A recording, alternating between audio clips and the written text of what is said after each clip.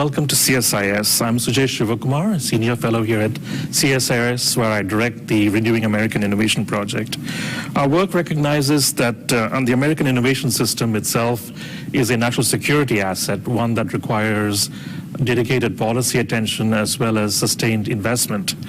All these are essential for maintaining our national security and our national competitiveness. In this regard, I think it's particularly important that the Department of Commerce's Economic Development Agency, we recognize for the work that it does in developing regional economies and the technology hubs, because these are very important now to addressing our national security needs. So in that vein, I'm very happy to welcome Assistant Secretary Alejandra Castillo to the CSIS studio today to talk about the EDA, including the work that is envisioned for the EDA by the CHIPS and Science Act. I'm also pleased to welcome Tom Guevara, who is a senior advisor to our program here at CSIS. Tom is a director of the Indiana University Public Policy Institute, and previously Tom led EDA, and so he knows the agency very well. So without further ado, Tom. Thank you, Sujay. Secretary Castillo, welcome, and let me start first by giving a little bit of your background for our audience. Alejandra Y. Castillo was sworn in as U.S. Assistant Secretary of Commerce for Economic Development on August 13, 2021. She has served in leadership positions for 3 presidents, Biden, Obama, and Clinton. Her professional career spans 2 decades, focusing on creating equitable and inclusive opportunities for all Americans. Prior to EDA, she was the Chief Executive Officer of YWCA USA, where she championed the 163-year-old organization delivering critical social, educational, and economic development services throughout its 204 associations. In 2014, she was appointed by President Obama to serve as National Director of the Commerce Department's Minority Business Development Agency, MBDA, becoming the first Hispanic woman to lead the agency. During her tenure, she led MBDA's efforts to boost the growth and global competitiveness of minority business enterprises. Under her leadership, MBDA expanded its effort to help minority businesses gain access to capital, contracts, business opportunities, and assist them in growing in size and scale. She first joined the Department of Commerce in 2008 as a special advisor to the Undersecretary in the U.S. Department of Commerce International Trade Administration. Additionally, she served as a senior policy analyst in the White House during the Clinton administration.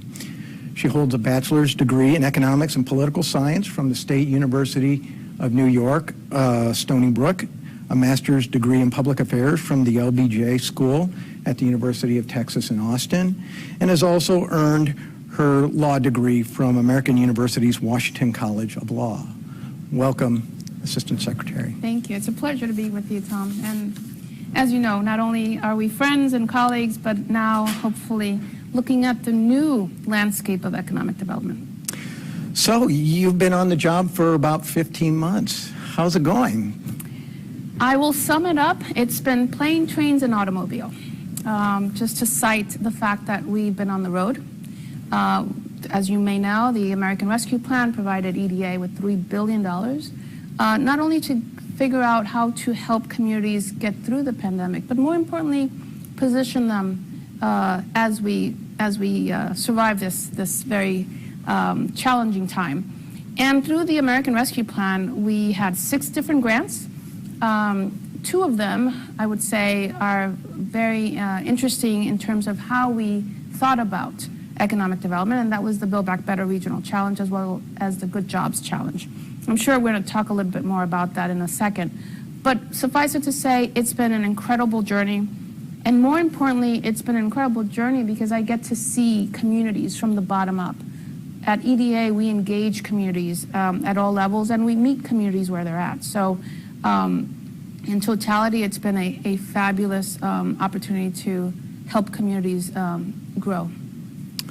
So you're now working for your 3rd presidential administration. What led you to this job? You know, I am a believer in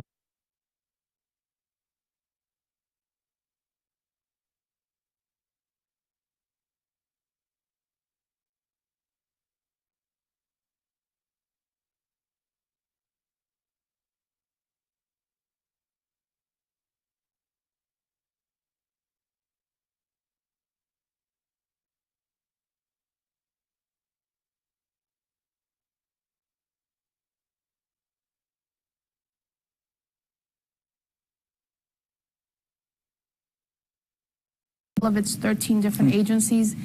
And while some folks may not understand necessarily how NOAA fits in with census and how census fits,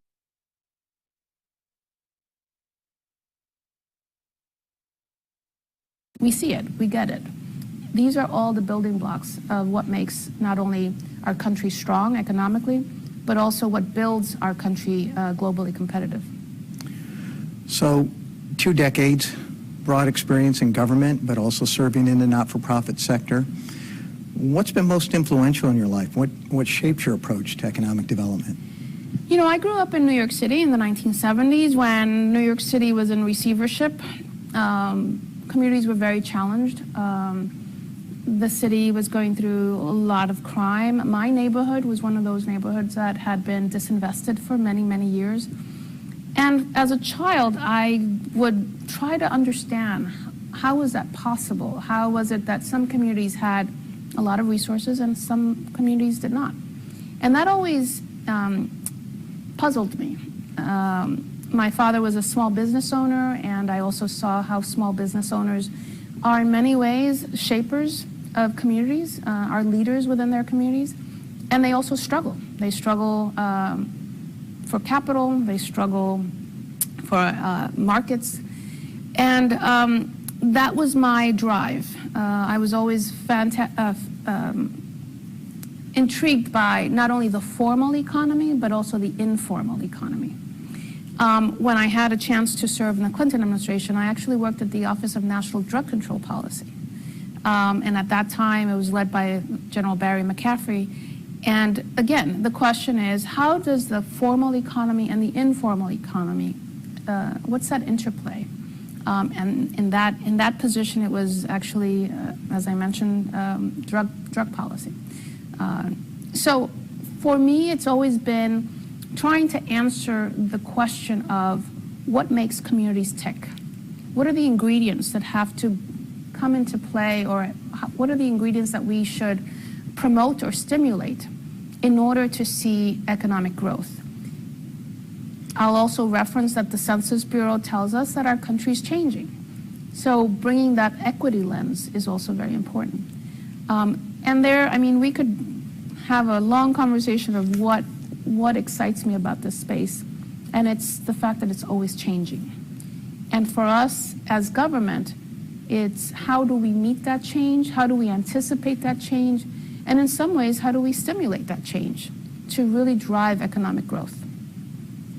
So that's you've probably already answered that, but I'm also intrigued. We don't normally associate YWCAs, YMCAs with economic development, but you made it a priority. Why? Because they are the canary in the mine. They are at the forefront. Whether it's a YMCA or YWCA, the folks who come through the door will tell you what's impacting them. Maybe it's the loss of job. Maybe it's a particular cost of childcare, the fact that they need to be upskilled or reskilled. I believe that the nonprofit sector really has the finger on the pulse early on to be able to give us enough data as to what's happening in a community. Similar to an emergency room, where you get to see firsthand what are the challenges that are impacting the community. And in many regards, 204 associations across the country, some of them associations that had been in communities before these communities were actually towns or cities. And they had real estate, they had investments, but more importantly, they were trusted partners. And in previous administrations, opportunity zones were a big policy priority. And we did a study, we did some data collection, and we noticed that, at least when I was leading YWCA, they actually had a very important economic engine. And that's how I saw them at that time. And I also see them as, during the pandemic, they were responders in many ways. So, as you can tell, I see economic development in every space that I've been in, and that's what keeps me going. So in the last time you were in the federal government working for the Obama administration, you were leading the Minority Business Development Agency. What did you see as challenges for minority entrepreneurs and businesses that can be addressed by EDA programs? Sure. So again, Commerce is 13 different agencies. Among them is the Census Bureau. And when you look at the census data, you see that minority populations are growing all across the country. And I would say to you that we cannot grow as a nation if we leave any particular segment of our population behind.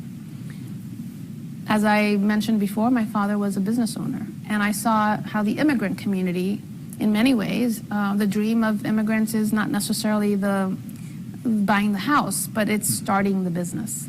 The business allows you to find jobs for your extended family. The business allows you to hire folks from the community and provide them opportunities. So I really believe in the role that minority businesses play in different communities across the country. Access to capital continues to be the #1 impediment for growth of minority-owned businesses. Access to contracts.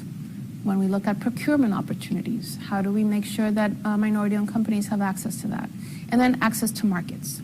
As you know, 96% of the world's consumers live outside of the United States, and minority-owned companies are twice as likely to export because of linguistic and cultural ties.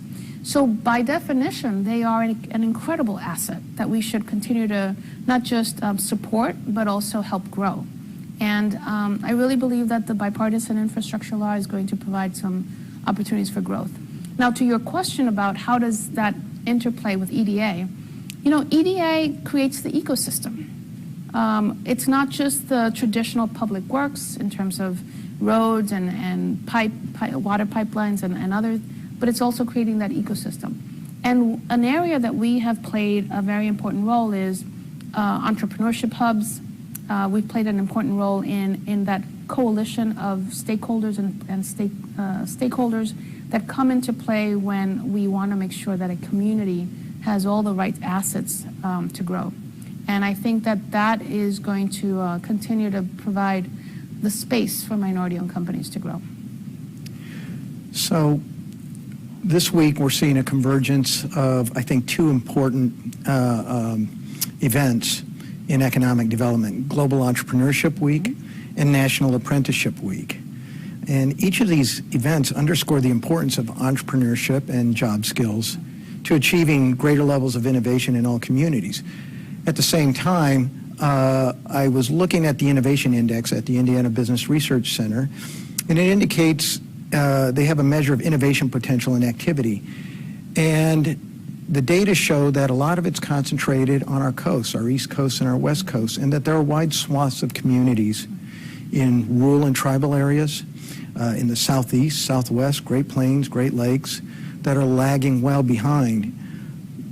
Thinking about the emphasis of the current administration on rebuilding our industrial commons, being more globally competitive with respect to innovation and high tech, what are some of the major issues that we have to address in order to bring more economic opportunity to communities that are lagging in innovation to help them build high-tech innovation economies? Let me begin by saying intentionality, right? And the reason I start with that is because I'm going to draw your attention to, again, the Build Back Better Regional Challenge, which was one of the big grants under the American Rescue Plan, as well as EDA as a whole. We embedded equity as one of our key investment priorities. I was, again, President Biden made equity a very important mission for this administration in one of his first executive orders. And we took equity and embedded that in all of our notice of funding opportunities, what we call NOFOs. Why did we do that? Because when you look at the notice of funding opportunities, it tells you what are the key elements that we prioritize. And in those notice of funding opportunities, equity became that driver to make sure that it wasn't just equity of underserved population, which is very important, but also equity as it related to urban, suburban, rural.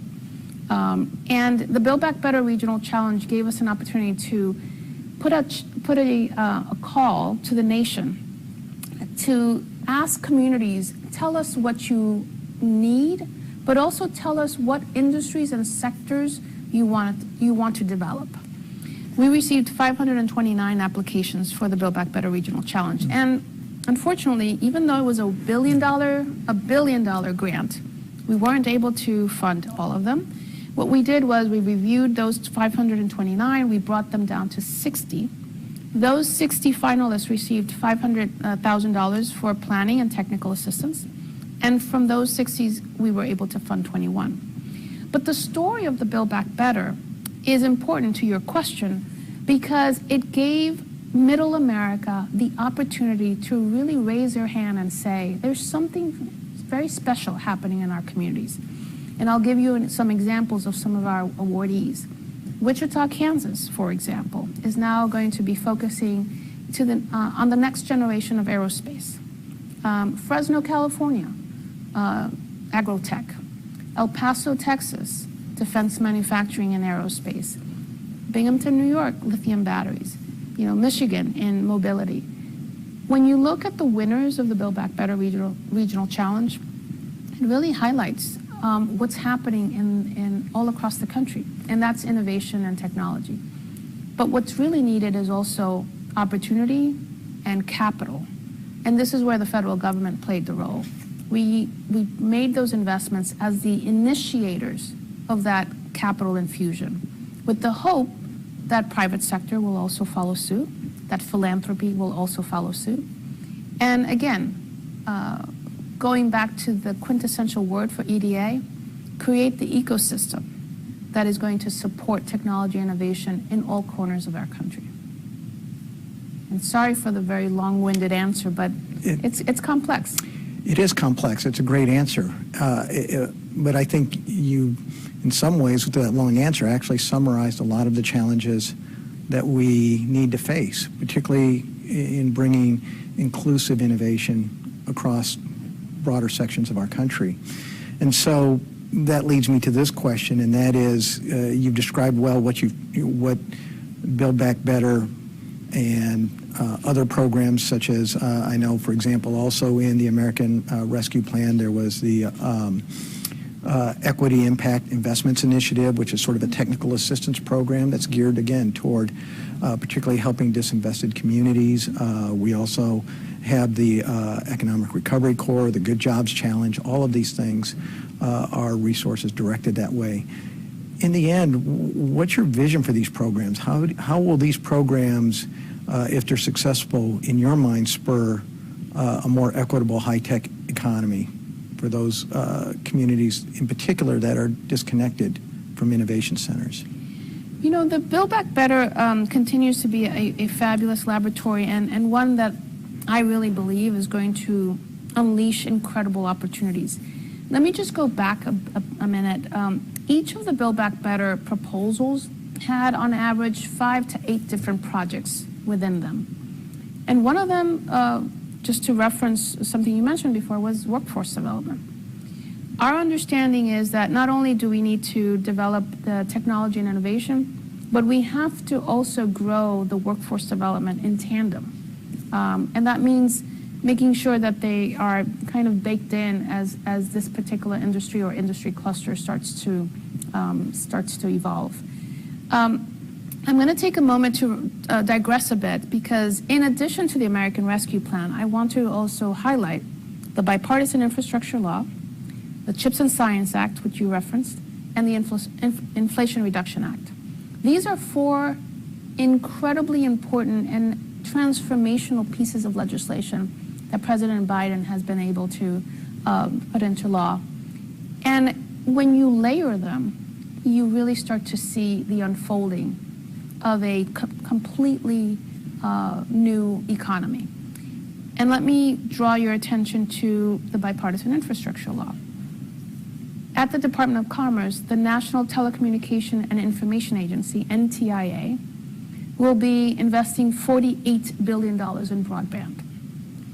I would submit to you that in a 21st century economy, it's going to be hard to do any type of economic development unless you can also ensure that communities have broadband access.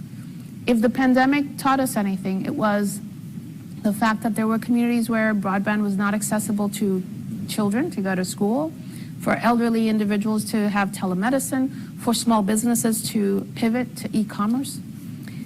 So I bring that to bear because these 4 pieces of important legislation, when you put them all together, they start providing you with those ingredients and also accessing communities that traditionally had been left behind.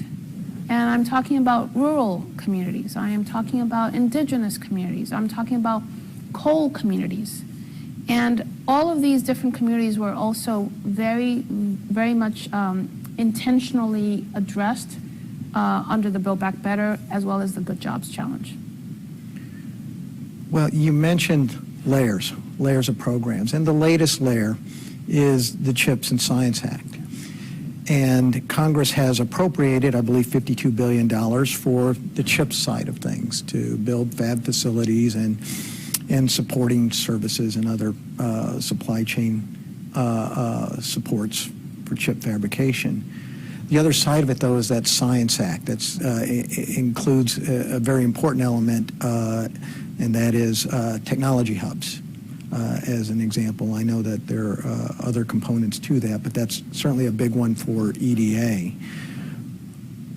How will this, given what you've already done, how will EDA, if it's funded, how will EDA's programs prepare regions to be able to build and scale technology hubs? And I might add, if it doesn't get funded, how will you be able to do those programs? Are there ways to do those programs anyway? Well, first of all, thank you for recognizing that it has been authorized but not appropriated. Mm-hmm. And that's important to draw the distinction because the dollars need to be there.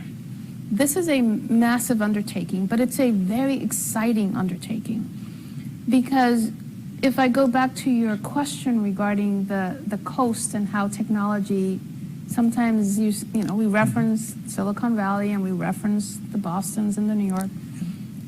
This tech hub effort is really to democratize technology and innovation because technology and innovation exists in communities across the country. And I have to recognize Senator Young and Senator Schumer for being so diligent on pushing tech hubs and putting it into the CHIPS and Science Act. How can we do it without the funding? It would be very hard. So we definitely need to continue to monitor how Congress will make those decisions in the next few months. And we are hopeful that dollars will be appropriated to get us started. There's efforts of designation, planning, and implementation. Those 3 areas will require different levels of funding. But I will also tell you there's a great excitement on the ground to be able to be part of a tech hub. We will have to do our due diligence as EDA, speak with individuals like yourself, like CSIS and other institutions, to really get as much information of what makes a successful tech hubs. What are the ingredients that we need to ensure are in place in order for tech hubs to be successful? But again, this is an opportunity for us as a nation to build industries, the industries of tomorrow, the technology of tomorrow, that will position us to be better prepared from a national security perspective, as well as a global competitive perspective. And if I may, Tom, just to bring it home, before the pandemic, few households ever knew what supply chain. That was not the ordinary terminology we would speak at the dinner table. The pandemic taught us that supply chains are very important. When you take that journey from the beginning of the pandemic, what we noticed with our supply chain, with the vulnerabilities of our supply chain, as well as industries that flourished out of necessity. This is all a progression, if you will, of where we need to be as a nation, and that is definitely making more intentional and focused investments in technology innovation, R&D, commercialization, lab to market. So it's really an incredible moment in time to be part of government and to be in collaboration with individuals like yourself and institutions like CSIS, because this is where the next iteration of the American economy is coming from. So let's talk about collaboration a bit. EDA, and I think it has a tradition, and it continues certainly, of working with other federal agencies to get things done. So can you tell us a little bit about how EDA will support and collaborate with the other new programs and resources for innovation that have been directed to other agencies, such as the National Science Foundation, their Technology Innovation Directorate and Regional Innovation Engines program, your sister agency, the National Institute of Standards and Technology, or the Department of Energy? How will you be working with them to achieve more inclusive innovation in high tech? You know, this is an incredible time for EDA. We are highly sought after, both for our expertise in place-based economic development, but also for our collaboration and partnerships that, as you know, is very, very deep. I'll give you a couple of examples. You know, through the federal space, we work with many interagency policy councils, right, IPCs. We work with a lot of interagency working groups. An incredible experience working with the in those spaces has been with the Department of Energy on coal communities. And as you saw, our American Rescue Plan commitment to coal communities, we actually exceeded that. We invested over $300 million in coal communities. And that is an outgrowth of this collaboration between agencies. We're working with National Oceanic and Atmospheric Administration, NOAA, which is part of Commerce, on resiliency. As we are seeing and witnessing across the country, natural disasters are impacting communities across the country, especially when you're talking about not just hurricanes, but tornadoes, floods, fires. And that in itself is also creating what Dr. Spinrad, who leads the NOAA, the new blue economy, which is opportunities because of technology and innovation that are also spurring business opportunities in that space. So you also mentioned the National Science Foundation. Dr. Punch and I work very closely together. He is a member of our National Advisory Council on Innovation and Entrepreneurship, NACI. And he and I are also working with the U.S. Patent and Trademark Office on something called the Council on Inclusive Innovation that's led by Kathy Vidal, the Undersecretary for USPTO. Why do I bring that to bear? Because we also want to make sure that not only are we stimulating technology and innovation, but that we're also protecting our intellectual property. Again, this conversation is not just about domestic economic growth, but also our global competitiveness. And protecting intellectual property is a huge priority as well for the Department of Commerce. So the partnerships, of course, don't end there. I would suggest maybe your biggest partners are state and local governments. State and local governments as well as universities. Mm-hmm. So we have the University Center program. So how can we work with those partners, and how would you want those partners to work with you to increase the impact of EDA investments? Sure. So there are a couple of ways. I mentioned the University Center program, which we have universities as partners. We also have communities of practice. Right now we have 8 different communities of practice, which again includes a very broad array of stakeholders to make sure that not only are we capturing data, but that we're also capturing best practices, lessons learned, and driving economic growth. We work very closely with National Governors Association, the U.S. Conference of Mayors, NACO, NATO, IEDC. All of these are important stakeholders and contributors to this place-based economic development discipline. And we need to rely on one another because, again, you and I have talked about this extensively. But the key goal here is not only to measure, but also to share those metrics, to share how we design these programs. Because these are programs that are designed at the federal level. But I would submit to you, at the state and local level, we also need to make sure that we're replicating these opportunities. We oftentimes, and of course it's in EDA's authorities, EDA was created to create private sector jobs, but oftentimes, even though your funding partners are not-for-profits, governmental entities, ultimately the objective here is to create private sector jobs.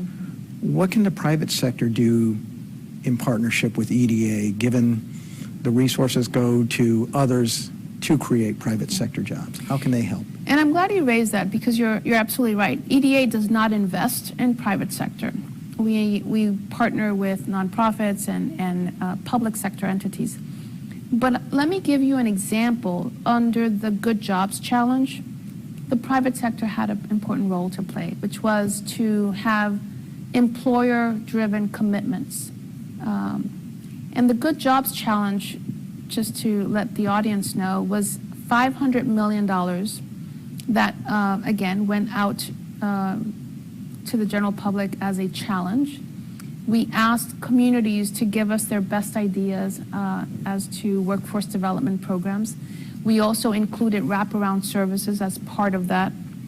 But the key ingredient also was to test employer commitment. And what we were trying to solve for was, we wanted to make sure that individuals who went through this workforce development program had a true job at the end. Sometimes there's workforce development and an individual can participate, and at the end of the program, there may or may not be a job. The way we designed this grant was to make sure that there was a very heavily and authentic employer commitment to this. And that's where the private sector can play a role. I can give you other examples of how the private sector plays a role, and that could be in an entrepreneurship hub, again, partnering on the tech transfer component of it. So there are lots of ways that we need the private sector to be fully integrated in economic development strategies. So thinking about that, because in some ways you're alluding to the way programs are designed or maybe grant making is done, are there any changes that we need to make? For example, I saw in the CHIPS and Science Act that they do specifically mention the private sector as partners along with universities, economic development organizations, and other stakeholder entities. Do we need to think about changes in program design to have better impact? I think you will see more of these notice of funding opportunities anchored around coalitions. Because what we know is that economic development is not linear. It takes many different stakeholders to be involved, many different assets to come to the table. And the model that the federal government most likely will continue to take is anchoring many of these grants around the strength of the coalition.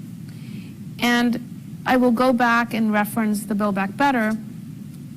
What we noticed and what we learned from the Build Back Better was that in communities, stakeholders knew of each other, but they had not truly worked with one another. The Build Back Better incentivized that coalition. And we also got feedback of those proposals that weren't successful, where they said, thanks to the Build Back Better, we came to the table with one vision. And even though they may not have been successful in receiving EDA grants, they continued forward with their plan. And they were able to either secure dollars from the state, from municipalities, or even from philanthropy. And I think that that's the secret sauce that you're going to see more of, and that's coalition building. So over the last several years, and of course, coming out of the pandemic, what we see are large-scale federal investments across several agencies that have the potential to transform our economy as a matter of necessity. The pandemic highlighted, I think everyone would recognize, weaknesses in everything from supply chains to industries that promote our nation's security as well as our health and welfare. And Congress has seen fit to support those and provide funding and authorization to do that. So we do have a lot of actors and a lot of players involved with this transformational effort in moving toward a broader-based high-tech economy. What's missing from our collective efforts to advance equitable economic development and increase innovation more broadly in the U.S.?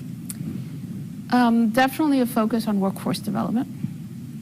We need to make sure that, as I mentioned before, we're not only growing the technology and innovation side of the equation, but that we're also bringing workforce development in tandem. A continued focus on place-based, making sure that we're talking about rural America, that we're helping rural America in this transition as well as this continued effort on equity, which is even in areas where we see growth, how do we actually understand and measure, making sure that no one is left behind? Big transformations have the challenge that one segment may grow faster than another. So we need to make sure that not only are we staying vigilant, that we're providing those resources in areas that traditionally have not been considered spaces or places where technology can actually grow, and make those very intentional investments across the board.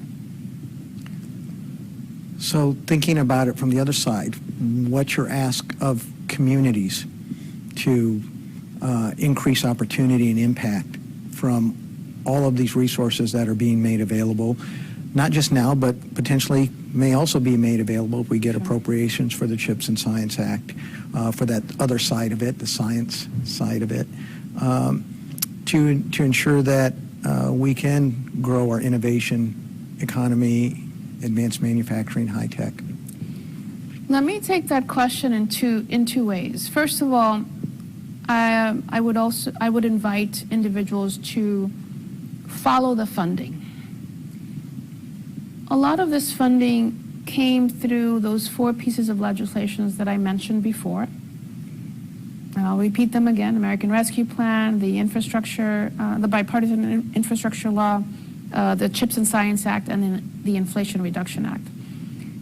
Most of that money, in many ways, is going to the states as state formulas.